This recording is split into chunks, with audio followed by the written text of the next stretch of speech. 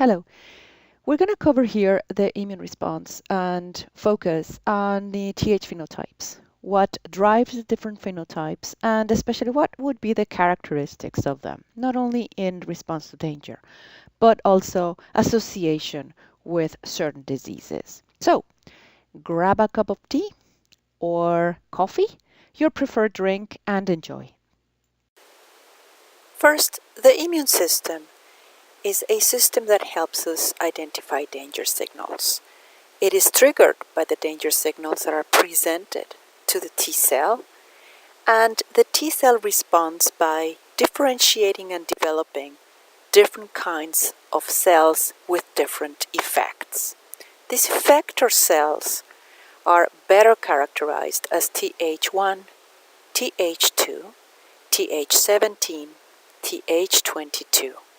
There are more TH helper cells, but I will focus on these 4 critical TH phenotypes in this talk.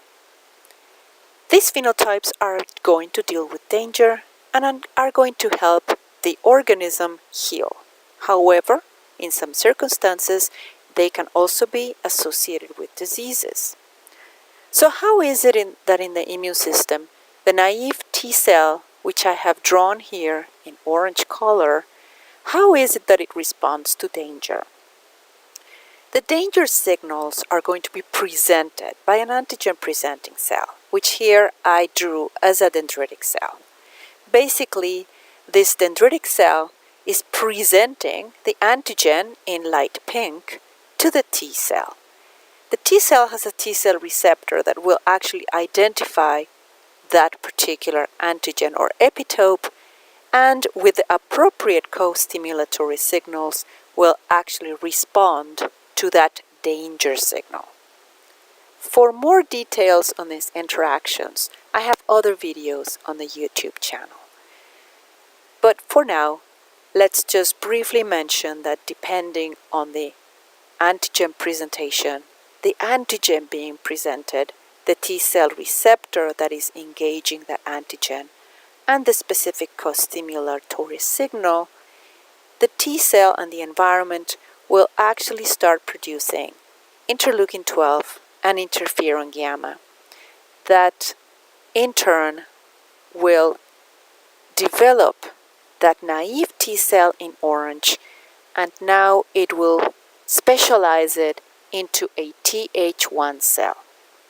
The TH1 cell is a T cell that is characterized by the synthesis and production of a profile of cytokines that goes outside from the T cells and has impact on organ tissue cells that will react with a typical inflammatory response. Please note that in this TH1 first secretion, we have a product here which is interferon gamma.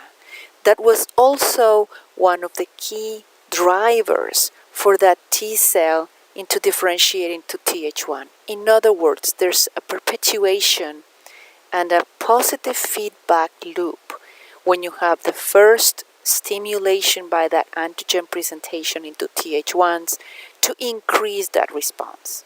And for the inflammatory responses that we need to deal when we cut ourselves with burns, with different pathogens, there is an initial increase in that inflammatory response that is necessary to deal with danger. In some circumstances, this can also be associated with diseases, and these are diseases with inflammatory components like rheumatoid arthritis, psoriatic arthritis, ankylosing spondylitis, lupus, psoriasis, etc.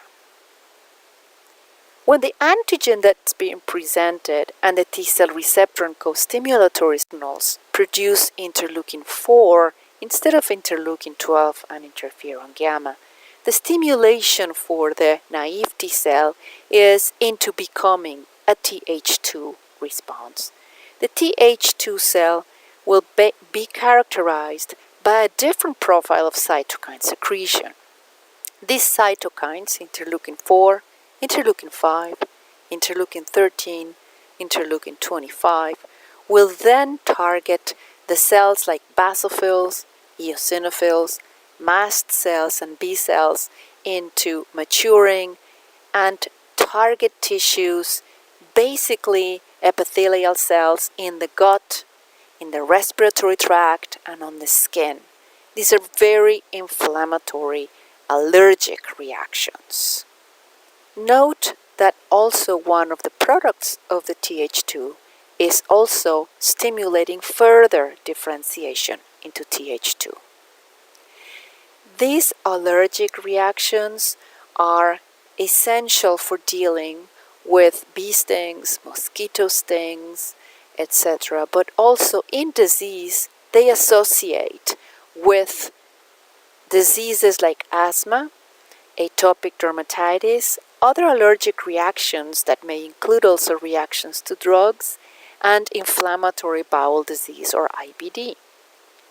Now, while the TH1 response can be considered as an inflammatory response, and the TH2 response an allergic response, they're not necessarily completely isolated and separate.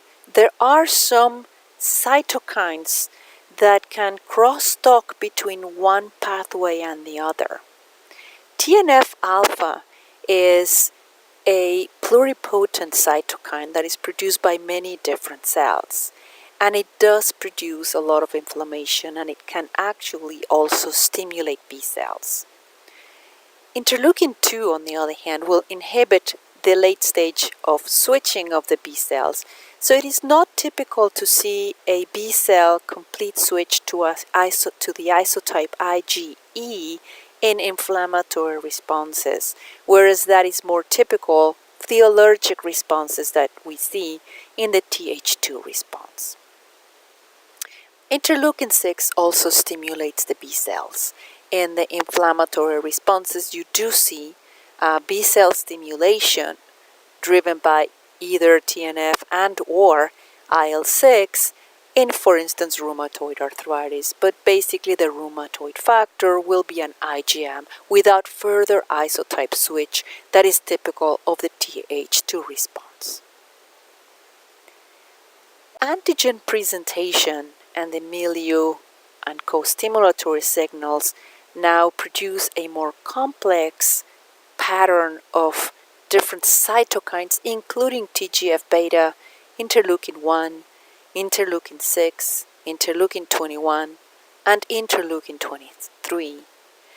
The differentiation of that naive T cell is going to lead to the TH1 cell. This cell has been named by the predominant cytokine that it will be releasing, which is interleukin 17.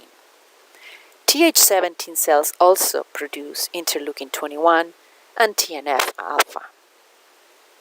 There's a relationship between the TH17s and the TH22 cells. These cells actually are different in human beings, although in mice, the same cell produces both IL-17 and IL-22. These two pathways in humans, even though they're separate, they're still related. And they have an effect on neutrophils and keratinocytes, especially on the skin. They also crosstalk with the TH2 by having effects not only of perpetuation of the TH17 response, but also crosstalking with epithelial cells, cells on the skin, in the GI tract, and also in the respiratory tract. Furthermore, TH1 responses, basically with the production of interleukin 2, will then inhibit the differentiation to TH17. Likewise, IL-17 will inhibit the differentiation to TH1. In addition, IL-17 has been shown to inhibit NK cell activation. So there seems to be some sort of control between these different phenotypes where one would be favored over the other, although there's still some crosstalk in the end organs that can produce diseases and different disease patterns that could have a mixed profile. The TH17 involvement in psoriasis has been demonstrated by the recent efficacy results seen when the IL-17 pathway is inhibited. However, IL-17 may also be involved in other diseases like rheumatoid arthritis, psoriatic arthritis, inflammatory bowel disease. The picture is complex because these diseases were typically considered driven by TH1 responses, but we now can see that they could also be driven by TH17, and the explanation of how the two pathways can occur at the same time when in vitro one seems to inhibit the other are yet to be further characterized.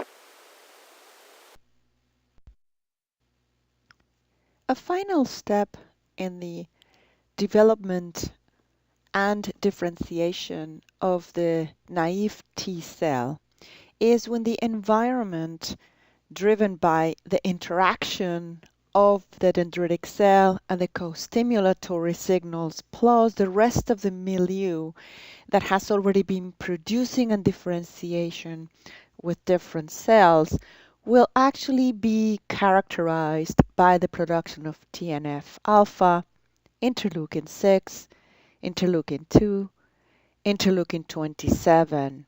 And as you can see, this can come from the other pathways that have already been stimulated in the other differentiation.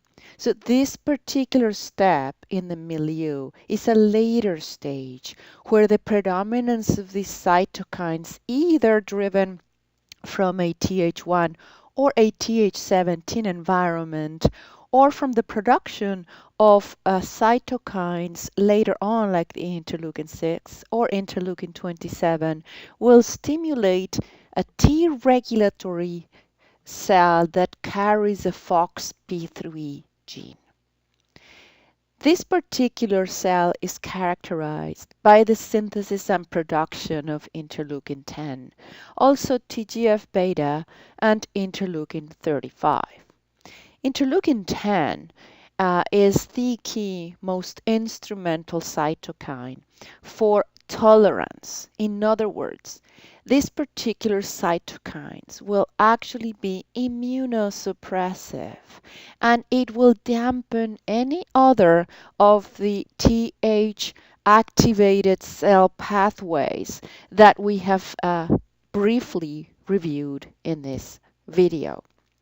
So basically what happens is that independently of the particular response, was it a TH1 response that was seen either after we cut ourselves or any kind of inflammatory response to a particular disease, or was it a TH2 response after a mosquito bite, or a TH17 response? Whichever that was, the milieu now is accumulating the cytokines TNF, IL6, IL2, IL27 that will help in the differentiation of the T regulatory cells.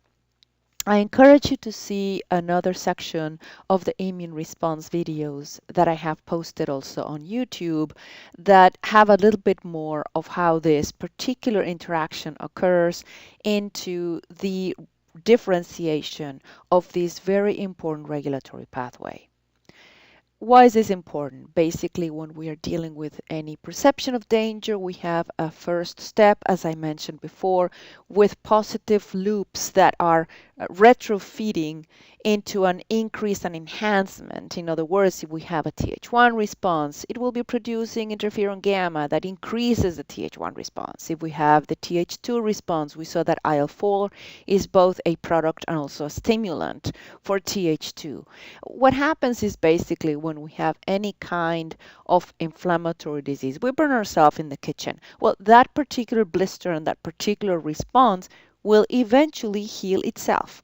Time heals all of these particular responses that we have, and it's mainly a sort of an internal regulatory system that we have with a T regulatory cell and IL-10. It is very interesting that some of the observations is why do we then have chronic diseases where there is a persistent inflammatory response that is not dampened? Well, there's several ideas and hypotheses that maybe there's no sufficient IL-10 or there's a lack of an IL-10 stimulatory reaction in these particular diseases. So either it be psoriasis or rheumatoid arthritis or inflammatory bowel disease or asthma, do we actually have a potential less efficient system for regulation? And of course, in this hypothesis, there's a lot of work being done in research on potential delivery systems, either delivering IL-10 to the systems and organs that have the chronic inflammation not controlled. Would that delivery of IL-10 help, or even stimulating this particular mechanism by using agonism systems for IL-27, IL-35, etc. So the role of these cytokines and all the interactions that they have is critical to understanding diseases and also understanding if we have a preferred choice of a particular treatment for different patients, which would be the cytokine pathway that we are inhibiting either with extracellular inhibition or intracellular mechanism for inhibiting these pathways, and what is the profile that we are seeing characterizing these diseases. I have several other videos in the YouTube channel where I have covered very briefly but comprehensively what would be the role, for instance, that we know in immuno-oncology of TH1s, TH2s, TH17s. How do we use different treatments in immuno-oncology to control this? And of course, I also have created some other educational videos that explain what is the cytokine signaling, how do we use it externally, what are the available armamentarium of drugs that inhibit particular cytokine pathways or particular phenotypes. Thank you for listening. As I mentioned, I have a series in my YouTube channel. I put it right there on the immune response. And I hope that you can take a look, check it, and see if this is useful.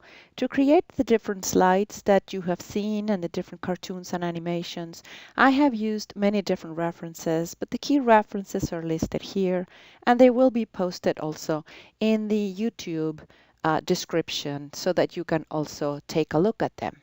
And I hope you enjoy, and I hope this was useful. Thank you very much.